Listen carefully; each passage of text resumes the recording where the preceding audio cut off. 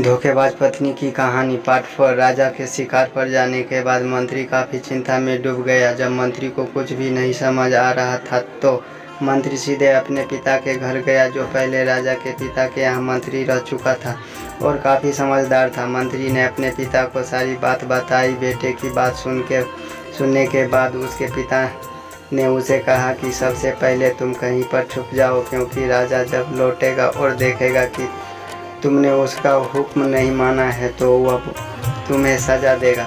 मैं देखता हूँ किसी तरह राजा को समझाता हूँ। रात को जब राजा लौटा और उसने देखा कि उसके प्रदेश में सभी महिलाएं पहले की तरह ही अपना काम कर रही है, घूम रही है, तो उसे मंत्री पर बहुत गुस्सा आया। हर जगह तलाश करने के बाद जब मंत्री नहीं मिला तो राजा सीधे मंत्री के पिता के घर जा पहुँचा।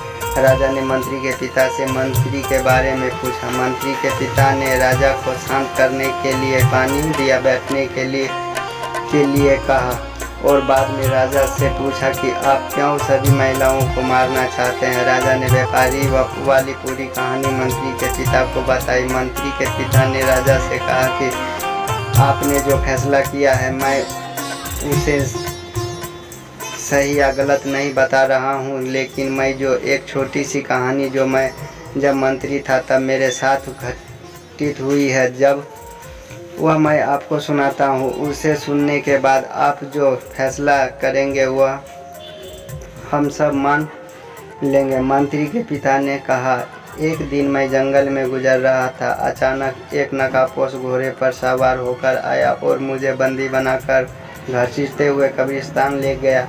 वह मुझे एक कब्र के पास लेकर आया। वहाँ पर पहले से एक कब्र खुदी हुई थी और एक सर कटा आदमी उस कब्र में था।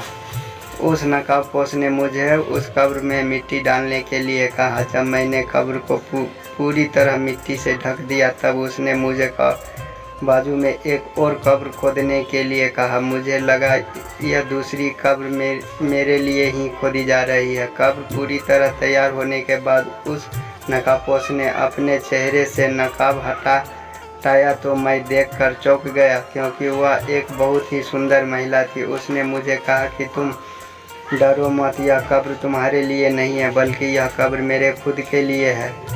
अभी जो तुमने इस सरकटे आदमी को दफन किया वह एक राजकुमार है जिसने मुझे पाने के लिए मेरे पति की हत्या कर दी और मैंने बदला लेने के लिए उसे मार दिया।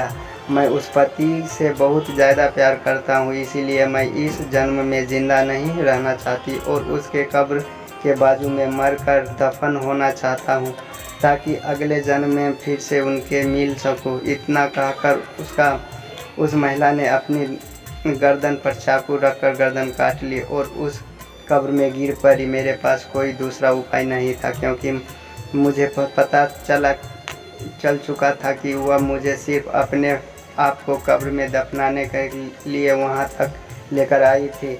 तो मैंने उसे दफन किया और अपने घर वापस लौट आया।